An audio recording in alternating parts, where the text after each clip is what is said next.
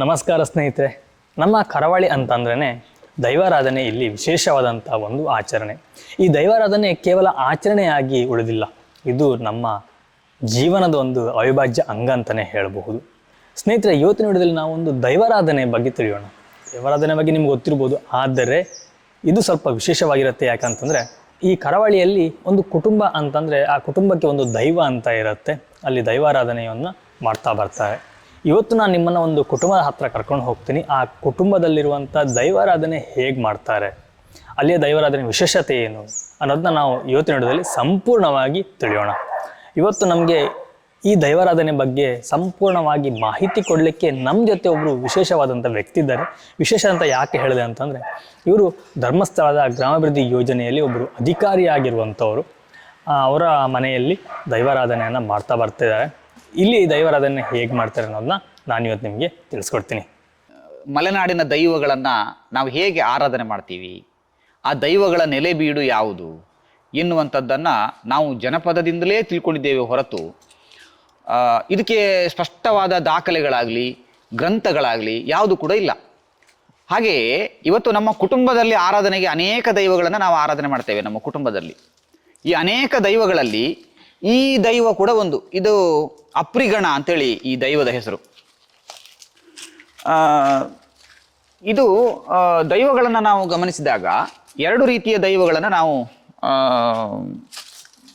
ನಮ್ಮ ತುಳುನಾಡಿನಲ್ಲಿ ನಾವು ನೋಡ್ಬೋದು. ಒಂದು ರಕ್ತಾಹಾರದ ದೈವಗಳು, ಇನ್ನೊಂದು ಸಸ್ಯಾಹಾರ ಅಂತ ಹೇಳಿದ್ರೆ ಫಲಾಹಾರದ ದೈವಗಳು ಅಂತೇಳಿ ನಾವು ಹೇಳ್ತೇವೆ. ಕೆಲವು ದೈವಗಳಿಗೆ ನಾವು ರಕ್ತಾಹಾರವನ್ನು ಕೊಡಬೇಕಾಗ್ತದೆ, ಇನ್ನು ಕೆಲವು ದೈವಗಳಿಗೆ ರಕ್ತಾಹಾರ ಬೇಡ, ಸಾತ್ವಿಕ ಸ್ವಭಾವದ ದೈವಗಳು.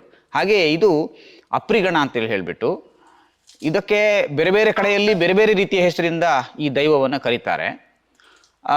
ಇದು ಮನೆಯ ಒಳಗಡೆ ಇರ್ತಕ್ಕಂಥ ಪ್ರತಿಷ್ಠಾಪನೆ ಮಾಡ್ತಕ್ಕಂಥ ದೈವ ಅಲ್ಲ. ಇದು ಬಯಲು ಪ್ರದೇಶದಲ್ಲಿ ಅಂದರೆ ಕಾಡಿನ ಮಧ್ಯೆ ಅಥವಾ ಕಾಡು ಪ್ರದೇಶದಲ್ಲಿ ಮನೆಯಿಂದ ದೂರ ಇದನ್ನು ಪ್ರತಿಷ್ಠಾಪನೆ ಮಾಡಿ ನಂಬುವಂತಹ ಒಂದು ದೈವ ಇದು ಅಪ್ರಿಗಣ ಅಂತೇಳಿ ಹೇಳ್ತಾರೆ. ರಕ್ತಾಹಾರದ ದೈವ. ವರ್ಷಕ್ಕೊಮ್ಮೆ ಇದಕ್ಕೆ ರಕ್ತಾಹಾರವನ್ನು ನಾವು ಕೊಡಬೇಕಾಗುತ್ತೆ. ಮತ್ತು ನಮಗೆ ಎಷ್ಟು ನಂಬಿಕೆ ಇದೆ ಈ ದೈವದ ಮೇಲೆ ಅಂತೇಳಿ ಹೇಳಿದರೆ, ನಮ್ಮ ದೈವದ ಅಸ್ಮಿತೆಯ ಬಗ್ಗೆ ನಾನು ಇಲ್ಲಿ ಹೇಳಲಿಕ್ಕೆ ನಾನು ಬಯಸ್ತೇನೆ. ಯಾಕಂತೇಳಿ ಹೇಳಿದ್ರೆ, ಇವತ್ತು ದೈವಗಳು ಕೇವಲ ಒಂದು ದಿನದ ಮಟ್ಟಿಗೆ ನೋಡಿ ಹೋಗುವಂಥ ವಿಚಾರ ಅಲ್ಲ, 2 ದಿನದ ಮಟ್ಟಿಗೆ ಆಲೋಚನೆ ಮಾಡ್ತಕ್ಕಂಥ ಸಂಗತಿ ಅಲ್ಲ, ಒಂದು ವಾರದ ಮಟ್ಟಿಗೆ ನೆಂಟರಾಗಿ ಬಂದು ನೋಡಿಕೊಂಡು ಹೋಗ್ತೇವೆ, ತೀರ್ಥಯಾತ್ರೆ ಮಾಡಿ ಬರ್ತೇವೆ, ಕೈ ಮುಗಿದು ಬರ್ತೇವೆ ಅಂತೇಳಿ ಹೇಳ್ತಕ್ಕಂಥ ವಿಚಾರ ಅಲ್ಲ. ಈ ದೈವಗಳು ಅಂತ ಹೇಳುವಂಥದ್ದು ನಮ್ಮ ಒಡಲಿನಲ್ಲಿ ಆಳವಾಗಿ ಊರಿರ್ತಕ್ಕಂಥ ವಿಚಾರ.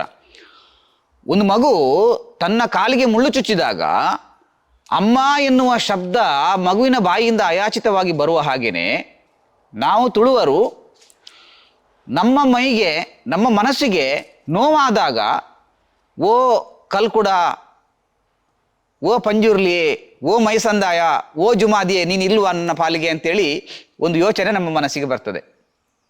ಅಂದರೆ ನಮ್ಮ ಮನೆಗೆ ನಾವು ಬಂದಿದ್ದೇವೆ ಅಂತ ಹೇಳಿದ್ರೆ ನಮ್ಮ ದೈವದ ಹತ್ತಿರಕ್ಕೆ ನಾವು ಬಂದಿದ್ದೇವೆ ಎನ್ನುವಂಥದ್ದು ನಮ್ಮ ನಂಬಿಕೆ. ಹಾಗಾಗಿ ಈ ದೈವವನ್ನು ಆಯಾಯ ರೀತಿಯಲ್ಲಿ ನಾವು ಪ್ರತಿಷ್ಠಾಪನೆ ಮಾಡ್ತೇವೆ, ಆರಾಧನೆಯನ್ನು ಕೊಡ್ತೇವೆ. ನಂಬಿಕೆ ಎಷ್ಟರ ಮಟ್ಟಿಗೆ ಇದೆ ನಮಗೆ ಅಂತೇಳಿ ಹೇಳಿದರೆ, ಮನೆಯಲ್ಲಿ ಹೆಣ್ಣು ಮಕ್ಕಳನ್ನು ನಾವು ಬಿಟ್ಟು ಹೋಗುವಂಥ ಪರಿಸ್ಥಿತಿ ಬರ್ತದೆ ಕೆಲವೊಂದು ಸಲ. ಆವಾಗ ನಮಗೆ ರಕ್ಷಣೆ ಯಾರು ಅಂತೇಳಿ ಹೇಳಿದರೆ ಇದೇ ದೈವ. ಸ್ನೇಹಿತರೆ, ನೀವು ಈ ದೈವದ ಕಲೆಕಾರಣಿಕದ ಬಗ್ಗೆ ನೀವು ಕೇಳಿರ್ಬೋದು. ಆದರೆ ಇಲ್ಲಿ ಈ ದೈವಕ್ಕೆ ಎಷ್ಟು ಪ್ರಾಮುಖ್ಯತೆ ಇದೆ ಅಂತೇಳಿ ಹೇಳಿದರೆ, ಈ ದೈವವನ್ನು ನಮ್ಮ ಕುಟುಂಬಸ್ಥರ ಮಾತ್ರ ಅಲ್ಲ, ಊರಿನ ಜನ ಕೂಡ ಈ ದೈವವನ್ನು ಆರಾಧನೆ ಮಾಡ್ತಾರೆ. ಈ ದೈವದ ನೋಡಿ, ಇದರಲ್ಲಿ ಯಾವುದೇ ಗುಡಿ ಇಲ್ಲ, ಯಾವುದೇ ರೀತಿಯ ಇಲ್ಲ, ಹಕ್ಕಿ ಪಕ್ಷಿಗಳು ಬಂದು ಹೋಗ್ತಕ್ಕಂತಹ ಒಂದು ಜಾಗದಲ್ಲಿ ಈ ದೈವವನ್ನು ನಾವು ಕಟ್ಟಿದ್ದೇವೆ. ಆ್ಯಕ್ಚುಲಿ ಇದಕ್ಕೆ ನಮಗೆ ಸಮಾಧಾನಕ್ಕೋಸ್ಕರ ನಾವು ಇದಕ್ಕೆ ಶೀಟ್ ಹಾಕಿ ಒಂದು ಶೆಡ್ ಮಾಡಿದ್ದೇವೆ. ಆ್ಯಕ್ಚುಲಿ ಅದು ಅವಶ್ಯಕತೆ ಇಲ್ಲ ಈ ದೈವಕ್ಕೆ.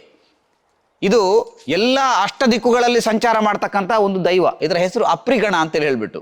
ಕಷ್ಟದ ಕಾಲದಲ್ಲಿ ದೈವವೇ ನೀನು ನನ್ನ ಜೊತೆಯಲ್ಲಿ ಇದ್ದೀಯಾ ಇಲ್ವಾ, ನನ್ನ ಈ ಪರಿಸ್ಥಿತಿಗೆ ಒಂದು ರೀತಿಯ ಸಾಂತ್ವನ ಹೇಳಲಿಕ್ಕೆ ನೀನು ನನ್ನೊಟ್ಟಿಗೆ ಇಲ್ವಾ ಅಂತೇಳಿ ಕೇಳಿದರೆ, ನಮ್ಮ ಯೋಚನೆಗೂ ಮೀರಿರ್ತಕ್ಕಂತಹ ರೀತಿಯ ಸಮಾಧಾನ ಈ ದೈವಗಳಿಂದ ನಮಗೆ ಆಗ್ತದೆ.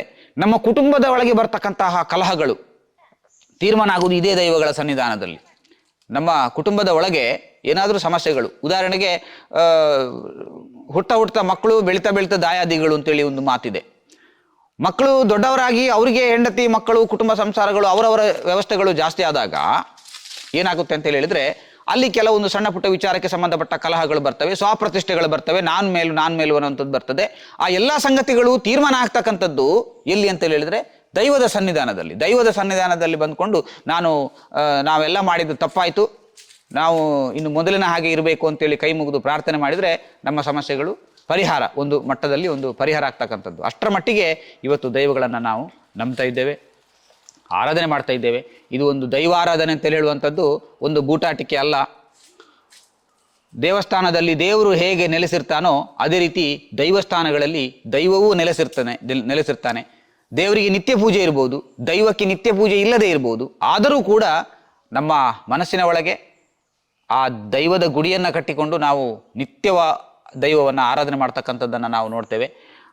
ಕರಾವಳಿಯಲ್ಲಿ ಇರ್ತಕ್ಕಂಥ ನಮ್ಮ ಈ ಮಲೆನಾಡಲ್ಲಿರ್ತಕ್ಕಂಥ ನೂರಾರು ಜನ, ಸಾವಿರಾರು ಜನ, ಲಕ್ಷಾಂತರ ಜನ ಇವತ್ತು ದೇಶ ವಿದೇಶಗಳಲ್ಲಿ ತಮ್ಮ ಜೀವನವನ್ನು ಕಂಡುಕೊಂಡಿದ್ದಾರೆ, ಬೇರೆ ಬೇರೆ ರೀತಿಯಲ್ಲಿ ಜೀವನವನ್ನು ಕಂಡುಕೊಂಡಿದ್ದಾರೆ.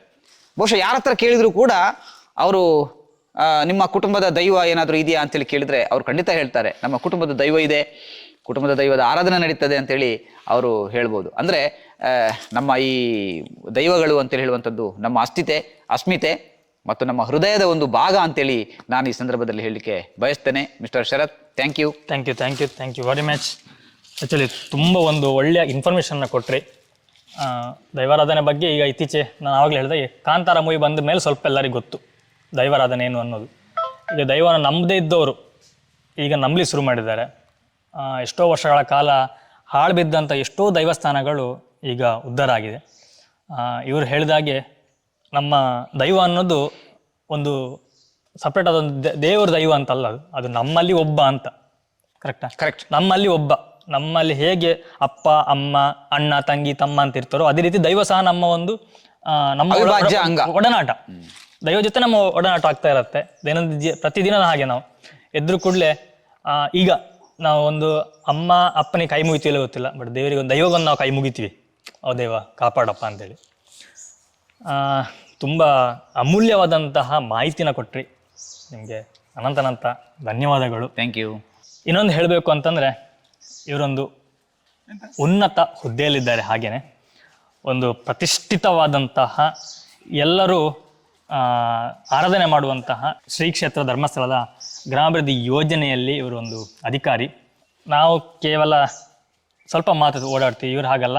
ಇವರ ಒಂದಿಷ್ಟು 30 ವರ್ಷ ಆಯ್ತಾ, 21 ವರ್ಷದಲ್ಲಿ ಹಲವಾರು ಕರ್ನಾಟಕದಾದ್ಯಂತ ಇವರು ಓಡಾಡಿದ್ದಾರೆ. ಪ್ರತಿಯೊಂದು ಕಡೆ ಅಲ್ಲಿರುವಂತಹ ಸಂಪ್ರದಾಯ ಸಂಸ್ಕೃತಿಯನ್ನು ಬಲ್ಲವರು ಸಹ ಹೌದು ಇವರು. ನೋಡೋಣ ಮುಂದೆ ಇವರಿರುವಂಥ ಸ್ಥಳಕ್ಕೆ ಹೋಗಿ ಅಲ್ಲಿಯ ವಿಷಯಗಳ ಬಗ್ಗೆ ಸಹ ನಿಮ್ಮನ್ನು ತಿಳಿಸ್ತೀನಿ. ಓಕೆ, ತುಂಬ ಧನ್ಯವಾದಗಳು. ಇನ್ನೊಮ್ಮೆ ಭೇಟಿ ಆಗುವ. Okay, thank you. ಸ್ನೇಹಿತರೆ, ನಾನು ಇವತ್ತಿನ ವಿಡಿಯೋನ ಇಲ್ಲಿ ನಾನು ಕೊನೆಗೊಳಿಸ್ತಿದ್ದೀನಿ. ಯಾಕಂತಂದರೆ ಸ್ವಲ್ಪ ಬೇರೆ ಕೆಲಸ ಇದೆ. ನಾನು ಮುಂದಿನ ಒಂದು ವಿಡಿಯೋದಲ್ಲಿ ಸಿಗ್ತೀನಿ. Thank you. ಬಾಯ್, ನಮಸ್ಕಾರ.